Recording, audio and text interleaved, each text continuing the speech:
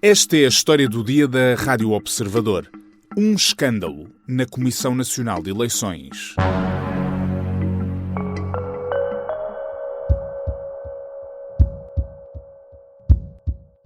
Sabe quando nos filmes de suspense achamos que a história está a ir numa direção e de repente o suspeito é quem menos se esperava? É este o som que ouvimos no ecrã, ou pelo menos na nossa cabeça, tal é a surpresa com que recebemos a notícia. Eu falo disto porque a história que lhe vamos contar hoje tem muito a ver com isto.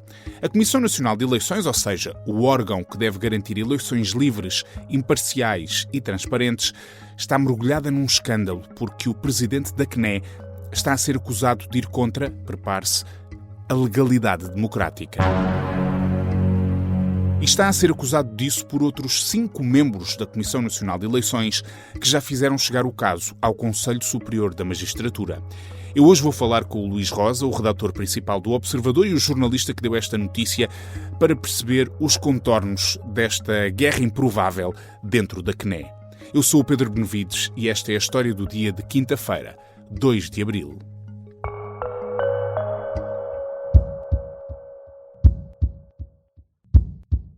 Olá, Luís. Olá, Pedro.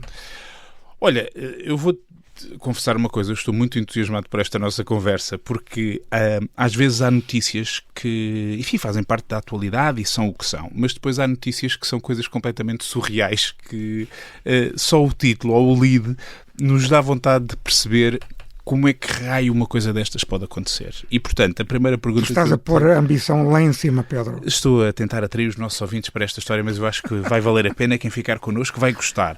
Porque nós estamos a falar do Presidente da Comissão Nacional de Eleições, estamos a falar de um órgão que tem como missão fiscalizar a forma como os atos eleitorais em Portugal decorrem e garantir que eles decorrem nas condições ideais da legalidade democrática.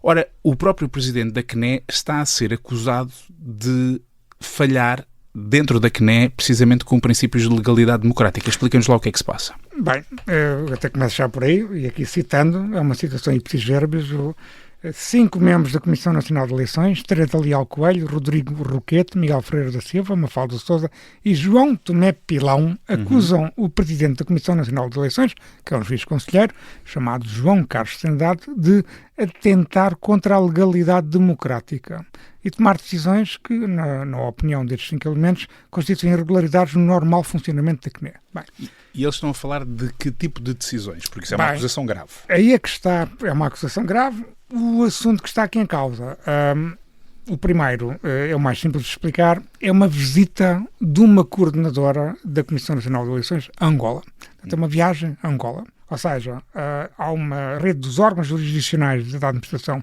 eleitoral dos países de língua portuguesa, ROJAI e CPLP, vamos utilizar aqui uma sigla que também tem a sua piada. Então, esta organização vai ter uma Assembleia Geral, teve já, aliás, uma Assembleia Geral no dia 24 de março, e o Presidente da CNE foi convidado a estar presente. Também acresce que Fernando Anastácio, que é outro membro da CNE, indicado pelo Partido Socialista, também quer se candidatar a secretário permanente deste organismo. Bem, portanto, então, faria sentido, até do ponto de vista da fazia sentido ir uns promoção dois, pelo cargo, exatamente, ir lá. Iam lá e também iria uma coordenadora da Comissão Nacional de Eleições, que se chama Hilda Rodrigues, e foi convidada a estar por dentro. Bem, então levantou-se uma polémica numa reunião sobre a ida da coordenadora a Angola, porque Teresa Leal Coelho, Miguel Freire da Silva e Teresa Sousa começaram por contestar a ida desta coordenadora. Achavam que não fazia sentido. Não fazia sentido por razões financeiras, por razões, enfim, também fazem. Pagar essa viagem quando já iam 2 elementos. Estamos a falar de contenção orçamental, portanto também faz algum sentido. Claro. Não é um argumento desprovido de sentido. Mas isso em si não tem mal nenhum. Acontece muitas vezes desentendimentos entre as pessoas. Mas o que é que aconteceu a seguir? Aconteceu a seguir que na reunião seguinte, portanto foi aprovada a ida do Presidente e do Fernando Anastácio, mas foi chumbada a ida da coordenadora. Bem, e na reunião seguinte o Presidente da CNE disse que recebeu um ofício do seu congénere da CNE de Angola, que estava a liderar esta rede, a ROJAI CPLP, e disse, bem, nós gostávamos muito que a senhora viesse, a senhora doutora Hilda Rodrigues, porque ela é a única que tem os dados bancários da conta da ROJAI CPLP, que é uma conta num banco português, e, além do mais, era a única que aparentemente também poderia prestar contas financeiras do ano do exercício e da contabilidade daquele ano. Bem, que a Assembleia Geral iria abordar. E, portanto, é esta vontade do Presidente da CNE de Angola, que também se disponibiliza para pagar tudo, paga as viagens, paga as estadias, que faz com que o Sr. Juiz Conselheiro João Carlos Trindade, na reunião seguinte da CNE, diga, bem, então com este novo dado, eu decidi sozinho que a senhora vai. Portanto, ele toma a decisão sozinho, mesmo contra o resto do plenário que ele atrai. Ou seja, a ida da Hilda Rodrigues já tinha sido rejeitada. Mas o Presidente da CNE toma uma nova decisão. E diz, não, eu agora, portanto, ignora a decisão que foi tomada anteriormente e, não, ela vai. Bem, e, portanto, houve declarações pata, Teresa Leal Coelho fez uma declaração até bastante assertiva, recordou que, por exemplo, no tempo do juiz conselheiro Santos Cabral, atenção que um pormenor que é importante, a CNE é sempre liderado por um juiz, certo. Regra geral, um juiz conselheiro que é o topo de carreira, que é indicado pelo Conselho Superior da Magistratura, e, portanto, a Teresa Leal Coelho recordou, no tempo de Santos Cabral, também conselheiro, que até as contas eram prestadas contas mensalmente ao plenário da CNE sobre o que era gasto, o que não era gasto, enfim. Certo. Portanto, em nome da transparência financeira. Bem, o que é certo é que a viagem realizou-se mesmo, houve a reunião a 24 de março e estiveram presentes em Angola o João Carlos Trindade, o juiz conselheiro, presidente da CNE, Fernando Anastácio, membro da CNE, secretário da CNE, e a coordenadora Hilda Rodrigues. Os restantes membros da CNE, perante esse facto, falam de uma decisão ilegal, falam de usurpação de competências. Mas fazem mais. Estes 5 elementos da CNE enviam uma carta para o Conselho Superior da Magistratura, dirigida ao Presidente do Conselho Superior da Magistratura, João Coura Mariano, que é Presidente do Conselho Superior da Magistratura por inerência de funções, ele é Presidente do Supremo Tribunal de Justiça, e, portanto, a carta datada de 17 de março diz que, por causa desta viagem, que foi aprovada contra a vontade da maioria do plenário da CNE, esta é uma das razões que levam esses 5 elementos da CNE, nessa carta dirigida ao João Coura Mariano, a dizer que o conselheiro João Carlos Trindade está a atentar contra a legalidade democrática e está a tomar decisões que constituem irregularidades no normal funcionamento da Comissão Nacional de Eleições. O que é que essa carta que chega ao Conselho Superior da Magistratura pode ter como consequências? Isto já não é... Quem está a ouvir isto pode achar uma certa graça. Havia um decide uma coisa, o outro decide outra... Mas quando chega ao Conselho Superior da Magistratura já estamos a falar de uma coisa séria, com acusações graves. Que consequências é que isto pode ter? Em termos teóricos e abstratos, é essa a ideia, parece-me, desta carta, é fazer com que exista uma averiguação disciplinar contra o conselheiro João Carlos Trindade. Porquê? Porque apesar do conselheiro estar jubilado, mesmo os magistrados jubilados estão sob a alçada disciplinar do Conselho Superior da Magistratura. O observador, contactamos o Conselho Superior da Magistratura, que não quis revelar se já foi aberto ou não uma averiguação.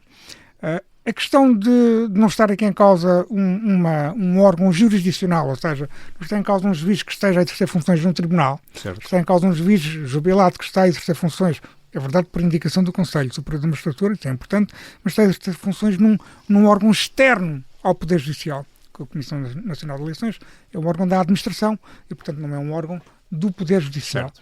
E, portanto, isso também pode ter importância no sentido de, eventualmente, o Conselho Superior da Magistratura não abrir. Mas o que é certo é que ainda não está decidido o que é que o Conselho vai fazer, mas o objetivo parece-me que é esse, é que existe uma averiguação disciplinar. Mas ainda há aqui uma segunda questão. Qual é? Já não é uma questão tão pequena, vamos pôr assim a coisa, é uma questão mais relevante, se quiseres, que é a questão, ou melhor, não é uma questão financeira, é uma questão diferente.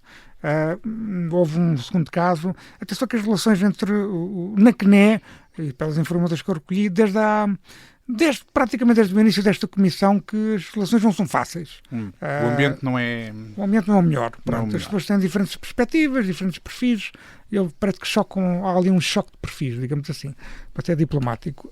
E o que acontece é que houve outra situação em que Miguel Ferreira da Silva, que é indicado pelo Ministério da Administração Interna, ter 5 membros, há 2 membros eleitos pelo Parlamento, indicados pelo PSD, Teresa Leal Coelho, Rodrigo Roquete, indicado pelo CDS, e depois há 3 membros que são indicados por 3 ministérios, Miguel Ferreira da Silva é indicado pelo Ministério da Administração Interna e Mafalda Sousa e João Tomé Pilão são indicados pelo Ministério dos Negócios Estrangeiros e pelo Ministério dos Assuntos Parlamentares. E, portanto, há outra questão que é Miguel Ferreira da Silva, que é um ex-militante da Iniciativa Liberal, colocou um problema que teve a ver com uma decisão tomada pelos serviços da Comissão Nacional de Eleições. E, na prática, pediu ao plenário que se abrisse pediu ao Presidente, aliás, que se abrisse um inquérito aos serviços.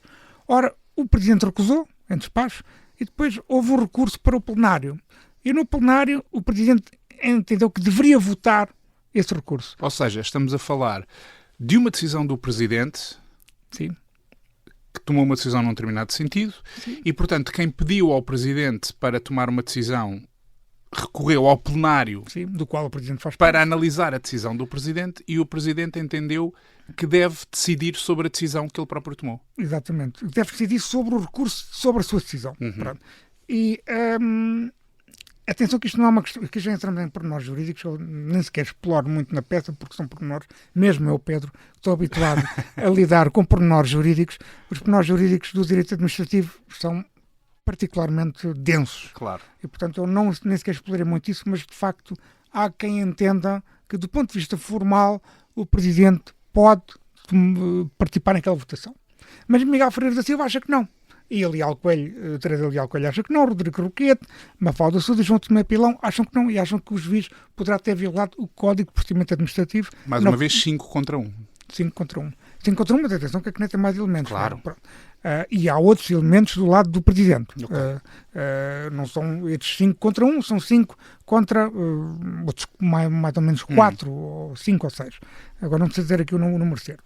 Mas nem sempre estes 5 ganham, porque às vezes faz-se uma maioria contra estes 5. Claro, claro. Okay? Bem, portanto, agora, neste caso, estamos a falar de uma decisão, uma eventual violação do Código de Procedimento Administrativo na parte dos impedimentos. Porque é claro o Código do Procedimento Administrativo quando diz que quem tem interesse numa decisão não pode tomar parte dela. E aparentemente o juiz conselheiro teria aqui um interesse nesta decisão. Porquê? Porque o recurso era sobre uma sua decisão, não é? Bem, ou sobre uma decisão sua. Portanto, é um problema mais complexo do ponto de vista jurídico. Agora vamos ver o que é que o Conselho Superior da Magistratura vai dizer. Agora, uma coisa é certa. Esta Comissão Nacional de Eleições, acho que se pode retirar essa conclusão, elas têm ruptura. Parece-me, de tudo o que explicaste aí, desde o mais absurdo ao mais complexo do ponto de vista jurídico, parece claro que há uma ruptura grande na Comissão Nacional de Eleições, nesta Comissão Nacional de Eleições, em particular, desses 5 elementos relativamente ao juiz conselheiro que preside à Comissão Nacional de Eleições. A tua reportagem está completíssima no Observador. Luís, obrigado por teres partilhado estes pormenores connosco. Obrigado, Pedro.